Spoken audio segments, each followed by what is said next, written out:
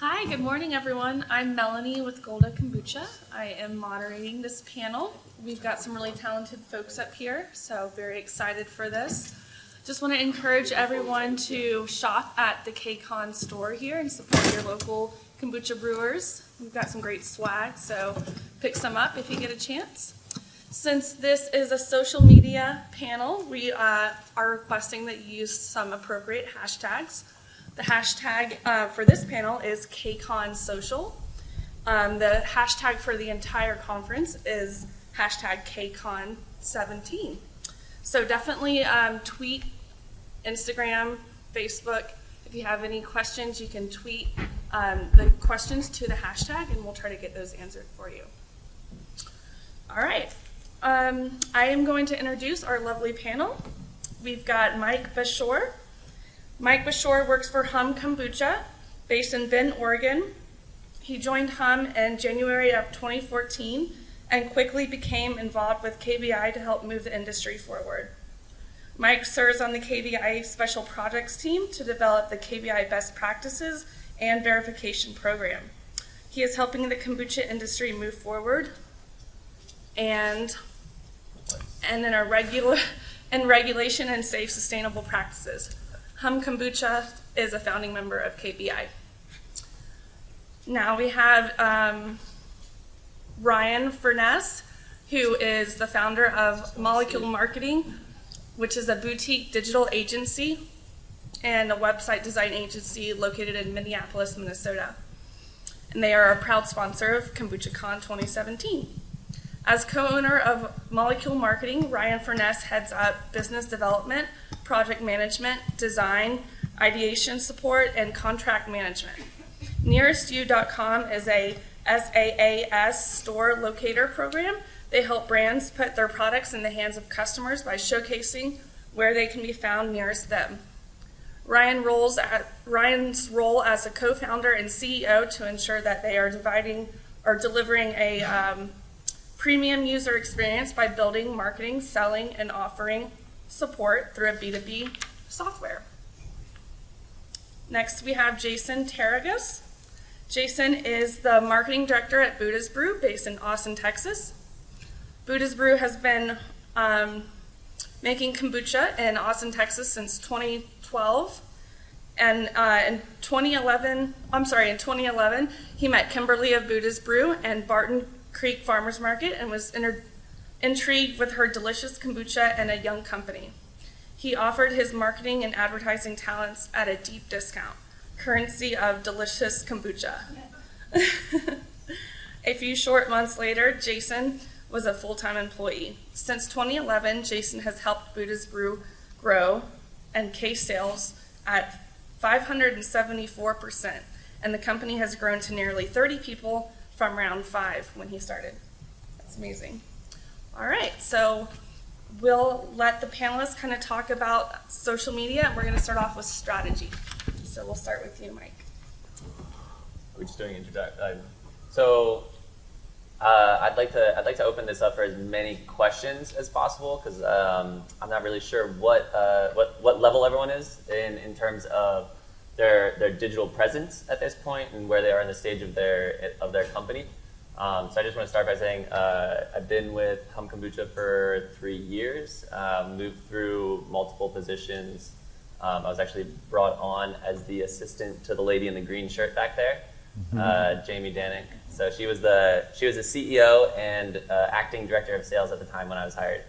And I've moved through several iterations since then.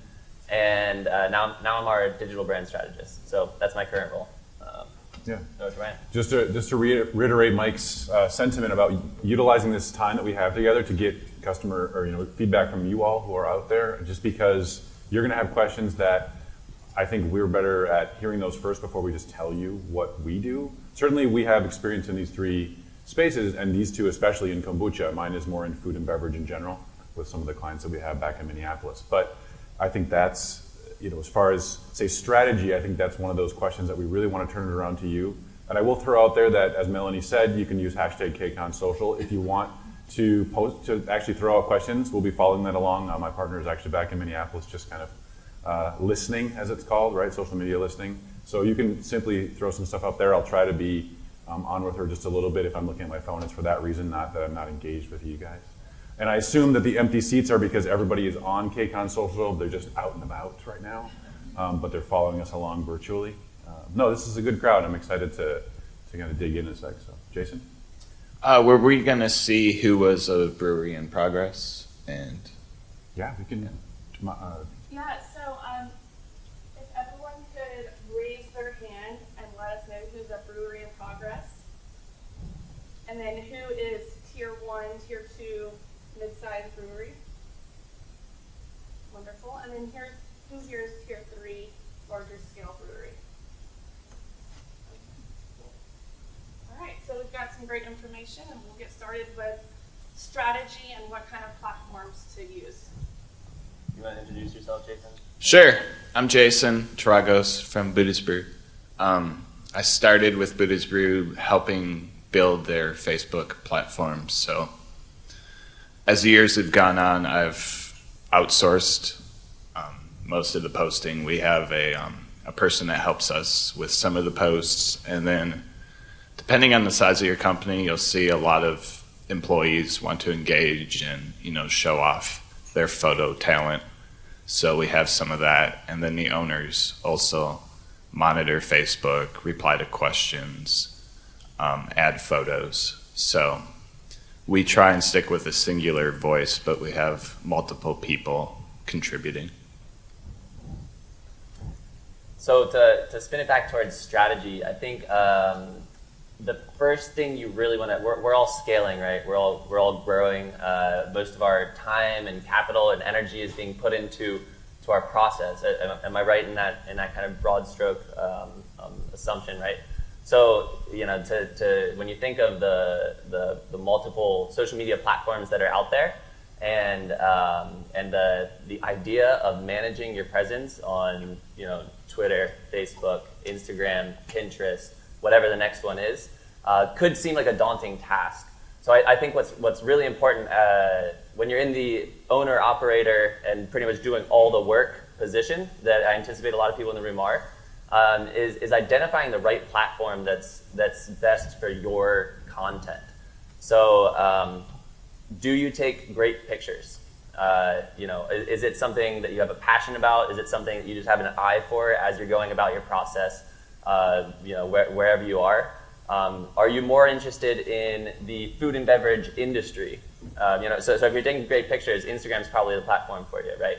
Taking great pictures, taking great photos or videos, Instagram's probably the right platform for you. If you're more interested in the larger conversation around food and beverage and health and wellness, and more industry level type conversation, you might want to really engage and start generating up your following on Twitter.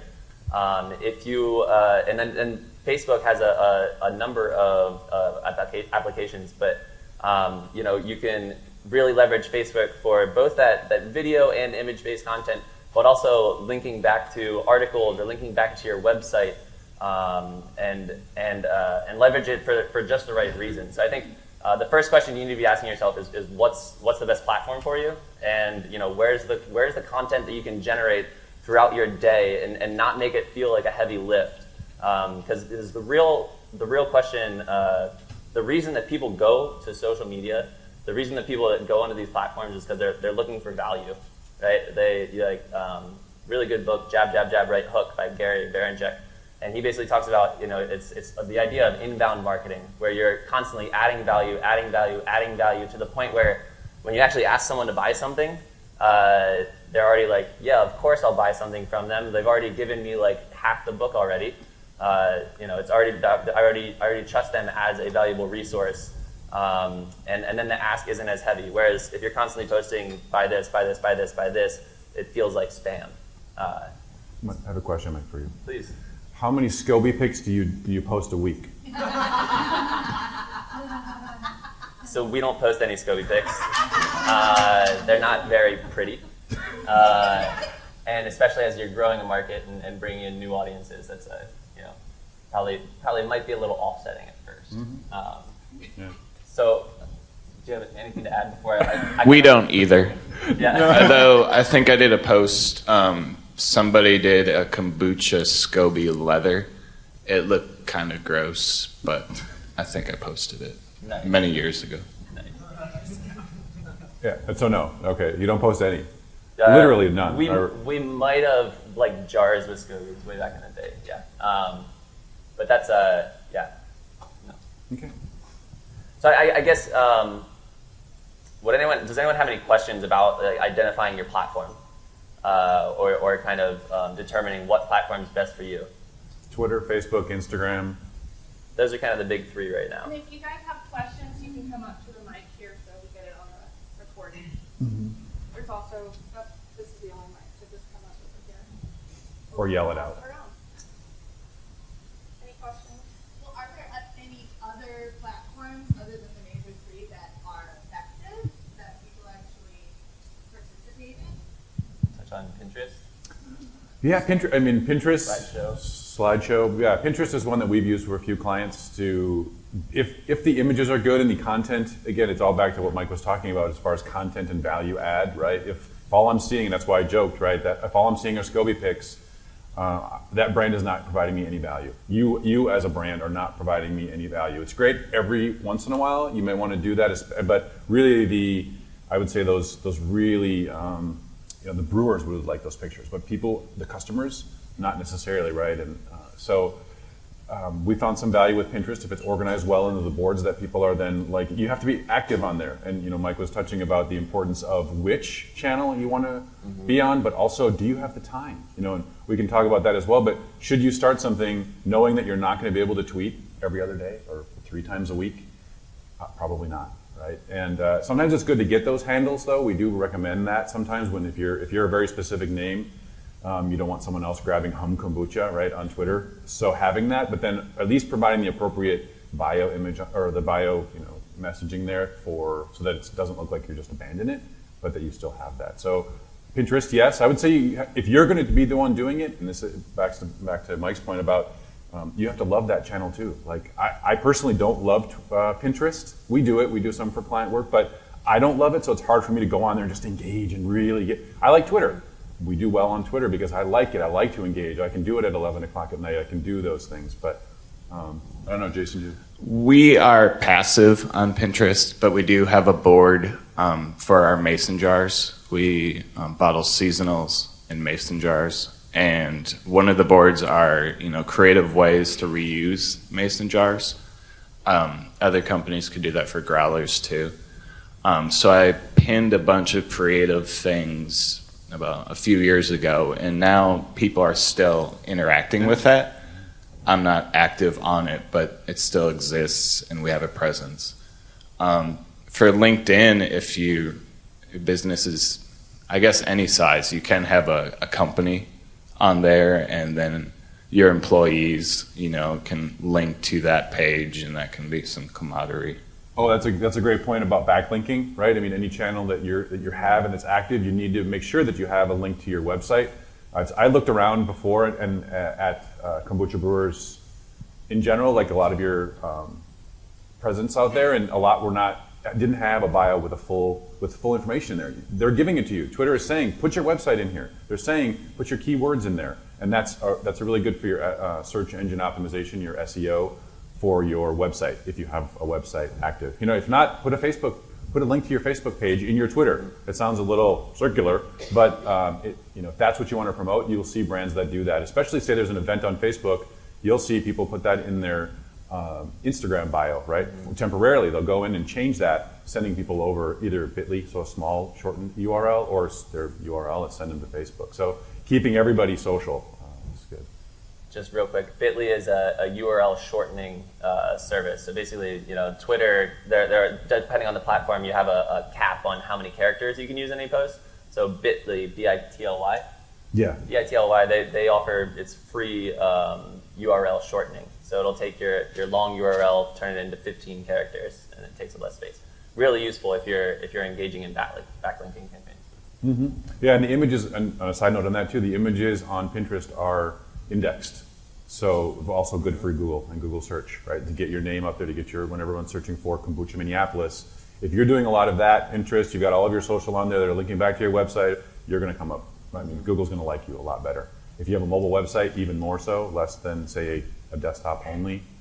We tell our clients, everything is mobile, everything, right? 50% of your traffic is very likely to a mobile device, from a mobile device these days, and more than that, so. All right, I think we have a question here. Sweet. I have a quick question. I was looking at a few different kombucha brewers' Instagrams, and I noticed that there's not too many photographs of individuals. It's mostly of the bottles. Is that something to be avoided? Were you looking at our Instagram? A lot of bottle pics, Steve. I was looking at several. I was looking at Yeah. GTs. I looked at a few, Kombucha Dog, different brewers, but I noticed when I follow individuals on Instagram, I noticed that more popular Instagrams are those that sort of promote lifestyle. And I noticed kombucha right now isn't really showing much of that. It's mostly just bottles, and they put the bottle next to flowers, or they put the bottles in a nice environment. And so, how do you feel about that? I mean, that is kind of slice of life, the bottles and the environment. We at Buddha's Brew try and incorporate people once in a while. I think variety is key on Instagram. You just don't want a lot of the same photos, because if you go to the platform on the website, I mean, it's built for mobile, but if you go to the web, you can see, a grid, and it's nice to have just diverse, pretty pictures that kind of all go together, but they're all different. I think it depends on the content you're generating, the story you're trying to tell, right? So we're always trying to expand the breadth of our content, but something that we've noticed is that we have a beautiful bottle. I feel that we have a beautiful bottle. It's just really, really, really cool artwork on there, and it gets really good engagement, and it's simple. And the other thing is, we can talk about influencer marketing at some point, but something that's really useful on Instagram for us is people post a picture of our bottle wherever they are. We repost their image and tag them in there and say, hey, thank you to so-and-so for the awesome bottle pick. Where do you enjoy your strawberry lemonade? And it's just that CTA, that call to action for engagement at the back end is really great. But also tagging your friends. Like when I tag someone, their friends see that I tag them, and then they think that's really cool.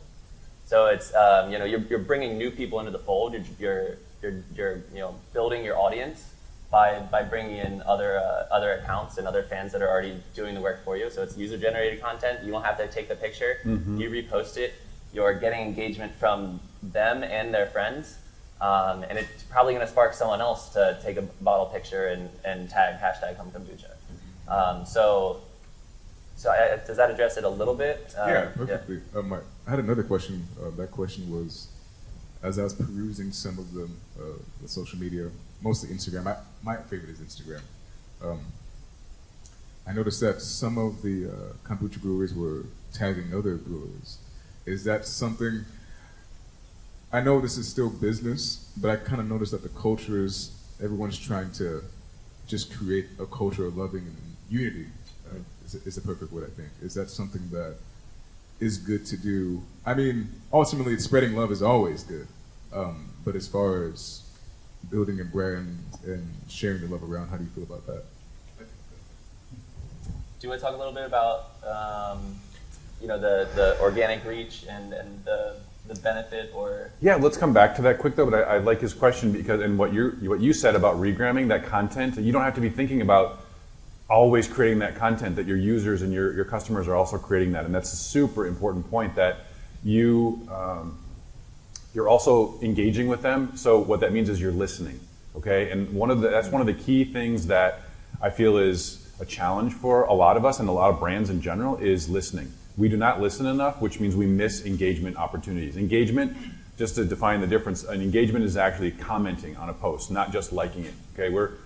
In the digital space, we talk about moving past that, and Mike and I had a good conversation the other day about moving beyond the likes, okay? It's not about how many likes you have on a particular post anymore, as it is about the engagement level, okay? So if over time you're posting a picture and it's getting 10 people actually commenting and tagging their friends, and whether that's on Facebook, Instagram, Twitter, doesn't matter, but that engagement is really, really important. And there are tools to do that. Yeah, with 1 sec. And then there are tools to that you can use. We have an internal tool called Nuvi, but there are others like Hootsuite. You can follow along hashtags, so you can create filters that will allow you to listen to the hashtags that you may create for your brand, and then ask your customers to use those so you can find them faster. But really, those opportunities, I see it all the time, especially on Facebook, where a customer will ask a question on a brand's page and they won't answer, or they'll answer 3 days later. And I know Hum has a particular philosophy, and you guys can talk about that. And I actually agree, because it's part of your story and you're telling a story. But because you have to, it's 24/7. But I like Mike and Hum's approach around doing it on time that's Monday through Friday and everything. But that you still need to be listening. You still need to go back to engage that customer, even if it is a few days late. Twitter especially is, the shelf life on a tweet is literally 90 minutes. So we keep going. So much noise, right, as they call it on that channel. So listen, right? That's what social media listening is what you want to do. Yeah, and just to loop in the engagement piece with identifying the right platform. If you go out and you start a Twitter account, you start an Instagram account, you start a Facebook account, and you're kind of posting periodically, but you're not responding to people on every channel, that can have a bigger negative impact than it is a positive impact of just being on the channel. Mm-hmm. Like you really, in identifying your channel, because it's all about the experience of the user, right? So like when we tag someone, they're like, heck yeah, I just got, they just posted my photo on Hum Kombucha's social page. Like that feels really cool for them. When somebody comments or asks a question and you don't respond and they just never get it back, whether they're vocalizing that to their friends or not, they're gonna remember that. They're gonna know that experience when they see that on brand. Oh, dude, I totally reached out to Hum Kombucha and asked them a question. They never heard back. Like, they might still buy the product, they might not. But it's important to be answering those questions. So, and he touched on our response practice at this point. We have we embrace our weekends. We love our staff to enjoy the outdoors. We live in beautiful Bend, Oregon. Come visit us if you've never been there. It's freaking awesome. Mountains, everything. But we typically are not answering questions on Saturdays and Sundays, but we always clean it up on Monday. We always come back and clean it up on Monday, and it's part of the story that we tell in it's all about the opt-out side and valuing our staff, and empowering them to live their life to the fullest. So that's that's kind of what we do. But response time and responding to everyone that's commenting on your post is super, super important. They took time out of their day to actually comment, not just press a like button. So you should too. Question back there?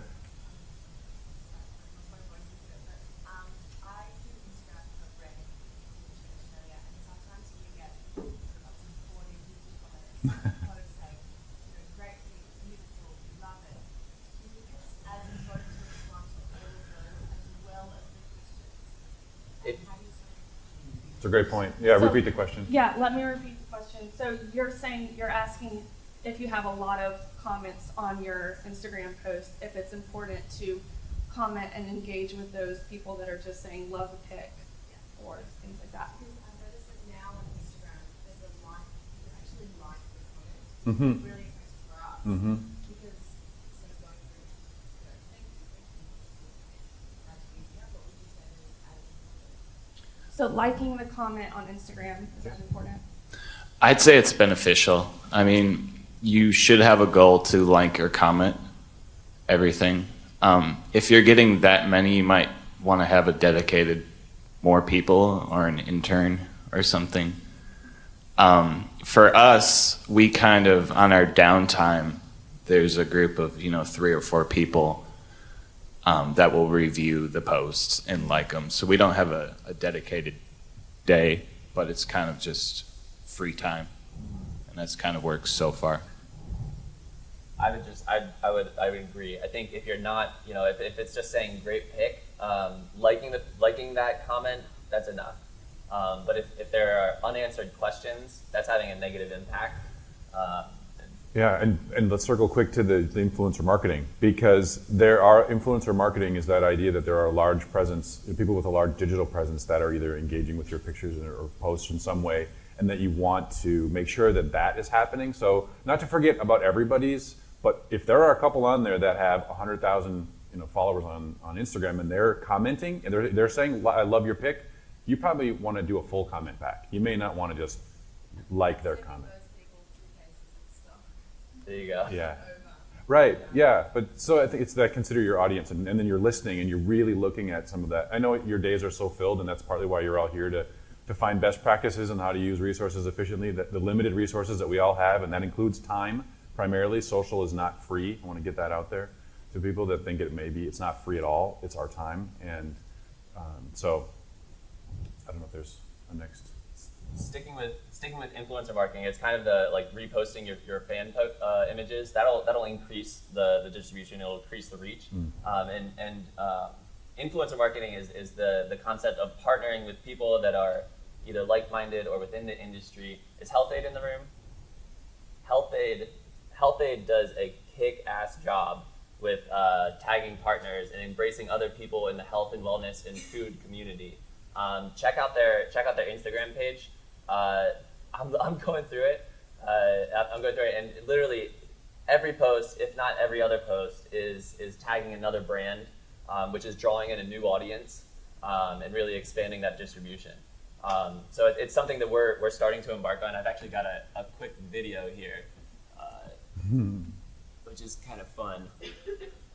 So. Ready? 3, 2, 1, dropping.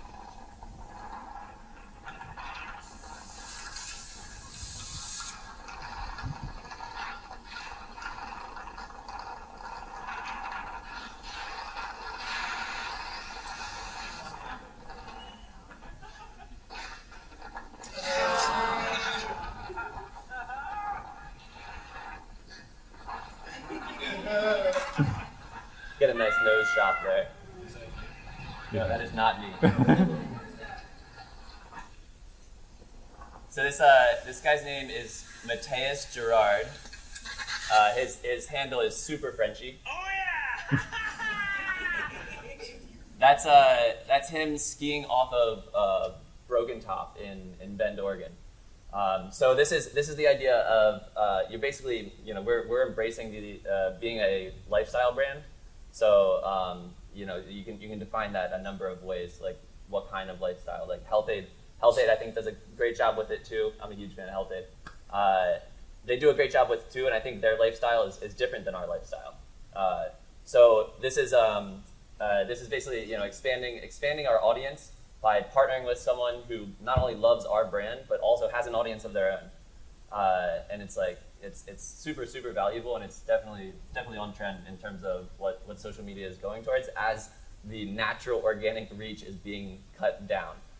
If you've been on the platform, if you've been on Facebook or Instagram for any period of time, over a year, you may have recognized that your organic reach and your organic traffic is trending down.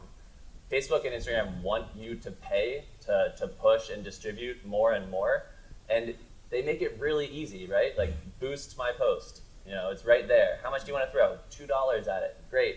That's not worth it at all.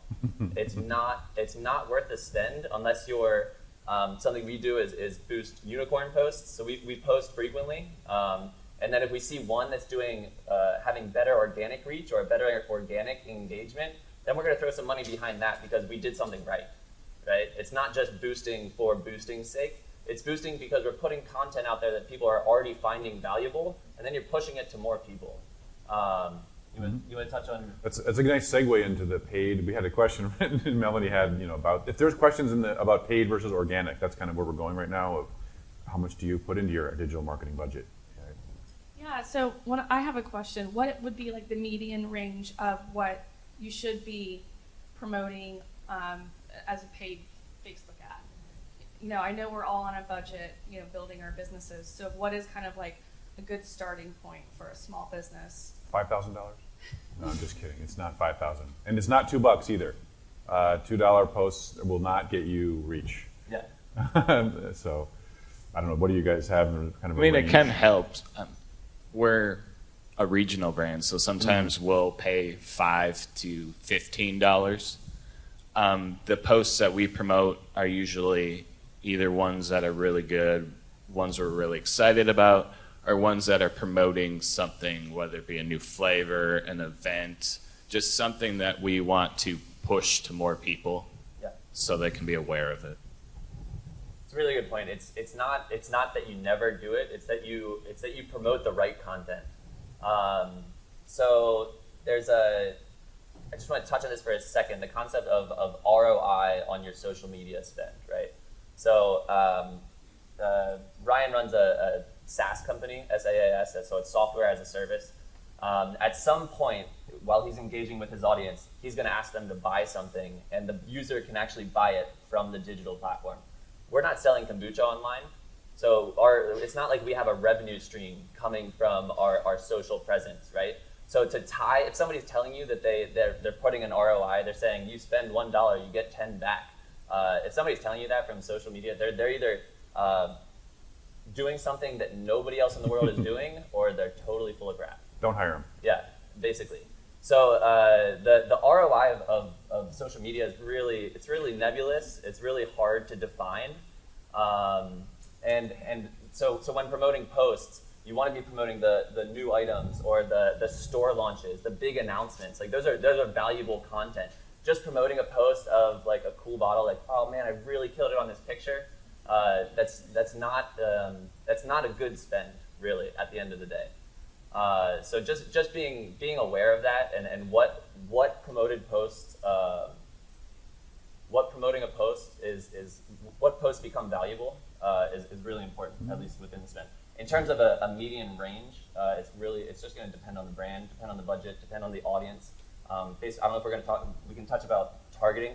So social media is getting super sophisticated in your affinity and demographic targeting. So as you kind of segment your audience and you start to understand, the interests of the people that are engaging with you online, you can start to spend your money much smarter by targeting those people in new areas, if that makes sense. Well, you need these two have different approaches to that because you have more of a regional, and now Hum is on this national level.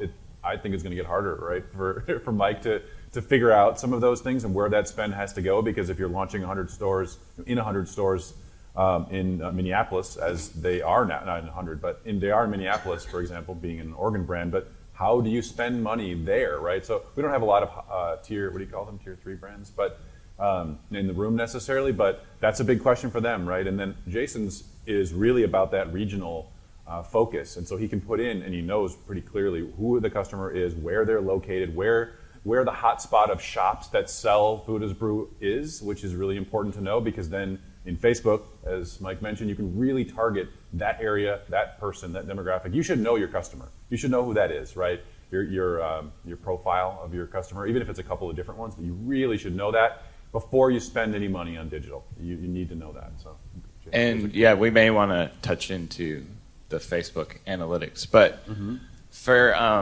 targeting, it can be simple as well. For an example, if I'm doing something special at the farmer's market, I'm going to pick Austin, Texas. If we're doing something interesting in Dallas, that's another good spend, I'd say, because you could pay, $10 and then just put Dallas, Texas. And then it'll focus in that area. So it can be simple, or you can, people that love fly fishing and kite surfing. That can get a little bit more detailed. That's a really good point in terms of geographic targeting. So, if we're launching a chain in Denver or Minneapolis, you can geographically target the spend. So you spend $10 on an ad, all of that $10 is spent promoting to an audience specifically in that area. It's another way just to be sure you're spending your money smarter. There's a question back here, I think. All right, we have a question from the audience. Hello, hi, I'm audience.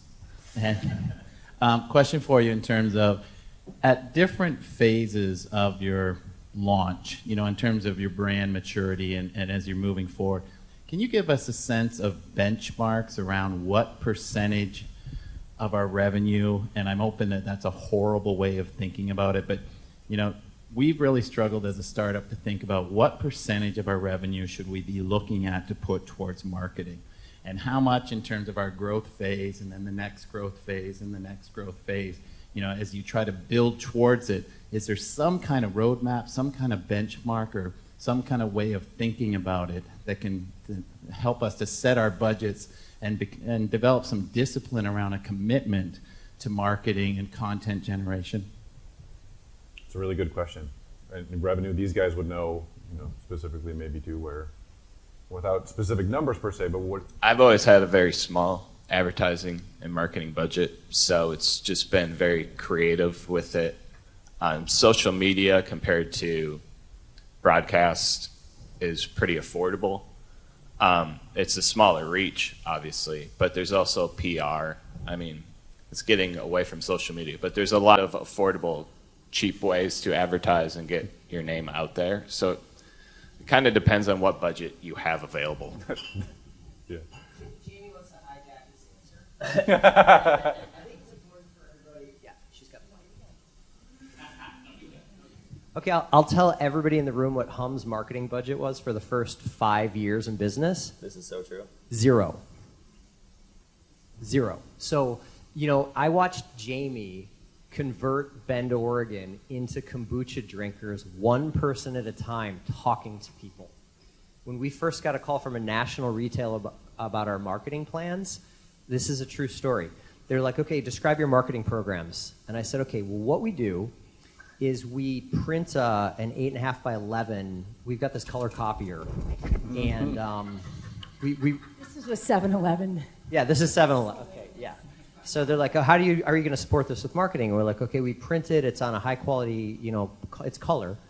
And then we go down to the Kinko's because the copier, we run out of ink a lot. So we go down to the plate, and then I print off like maybe 10 copies, and then we go to the 7-Eleven, and we put it. We never use masking tape. It's always Scotch tape because masking tape is super tacky. So we put it on there, and it says Hum Kombucha available here.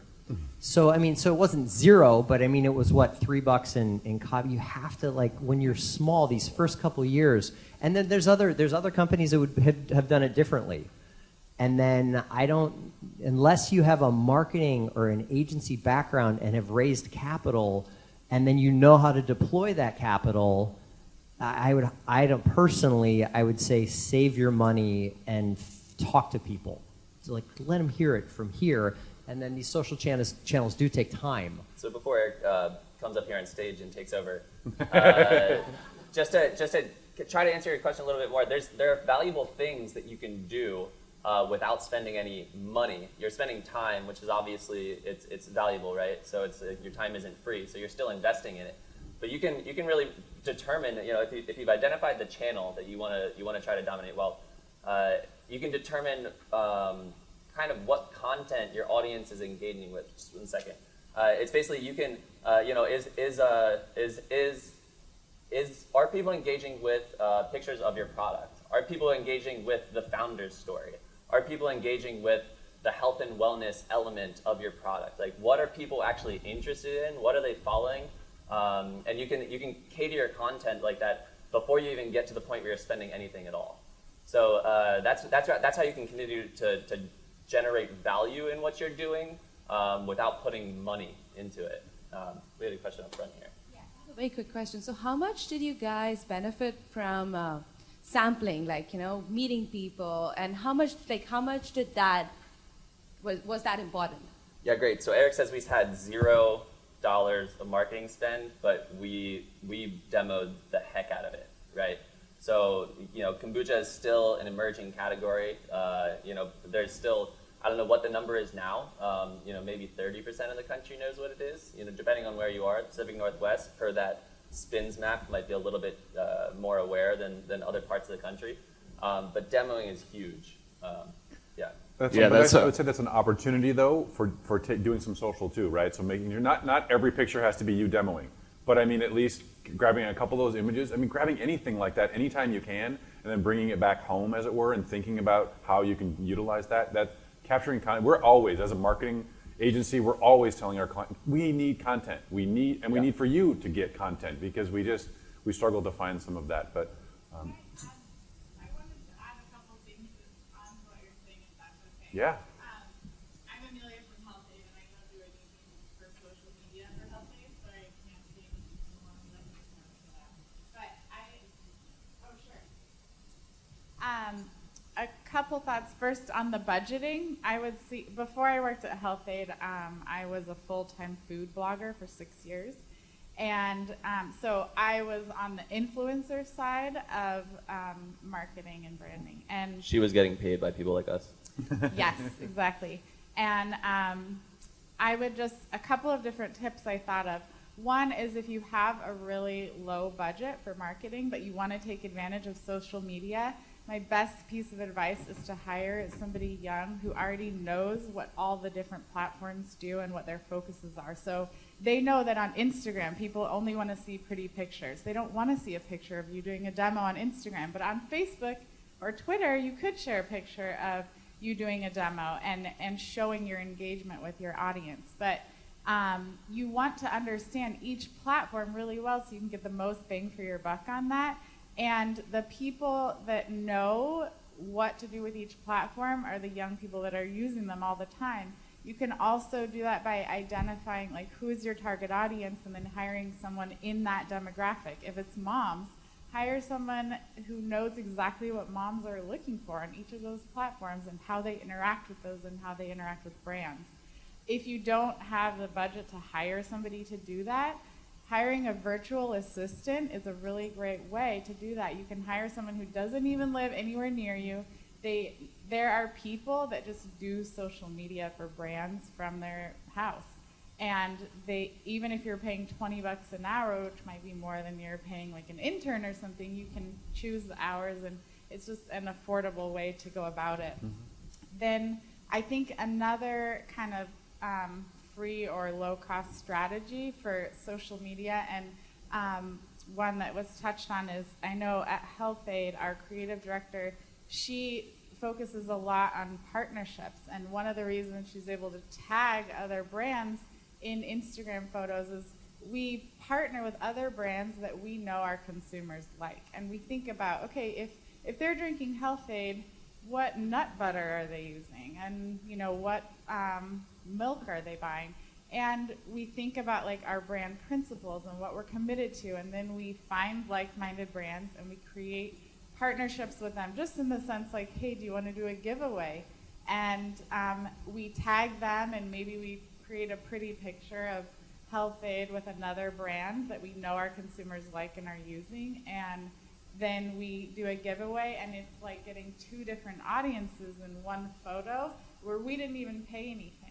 And people love it. And actually that's, I think, been one of the strategies that has allowed us to grow our audience. So just a couple tips I have. So we only have a couple more minutes, and I think it would be really good. I think I have just a final couple of comments, and then I think you guys too can just have. But one of the other things that I really wanted to get across was it's not about quantity. We used to believe this posting every day. We just took over for a client. They were posting on Facebook 37 times last month. It's crazy. It's a crazy amount of posting. And they weren't doing any paid. So it was all organic and getting 0 to 1 like per image. And so quality is where it's at, right? Quality and engagement. And if you have a little bit of a spend, as she was pointing out, test it. Try $20 a month. See what, put it toward $5 towards something very specific and see how that does. Just learn about the channel. Learn a little bit. How do you set up a Facebook ad? If you need some help from someone younger or whatever, someone more knowledgeable, then get their help first to get it set up, and then you can do it yourself after that. Pay a company like mine, $100 or whatever it is, to like sit down with you for a couple hours, go through the process, and then go do it yourself. You don't need to hire us to do all of that content stuff. So that'd be my kind of final words of wisdom. My final best practice would be always stay positive, and you're gonna get some complaints. You're gonna maybe get a vulgar person, and I've learned 2 strategies with that. One of them is to ask questions.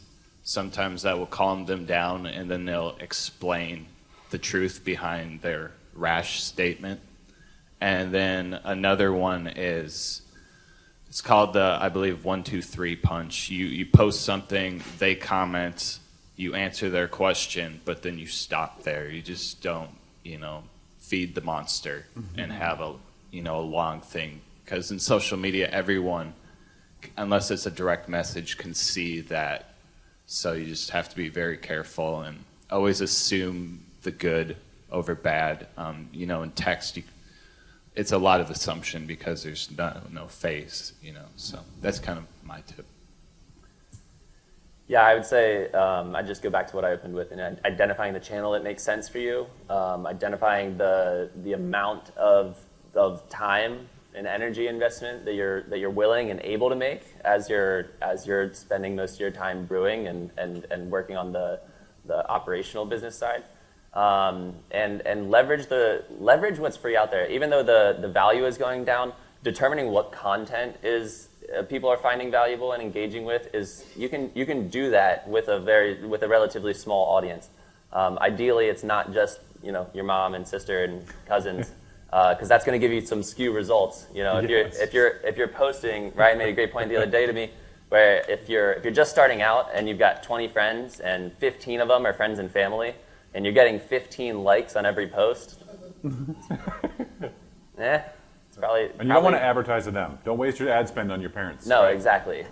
So build an audience, leverage what you can do for free in determining what content is valuable and things like that before you go down the rabbit hole. Because the platforms, they do a really good job making spending money easy, and it's very hard to determine what the return on investment is.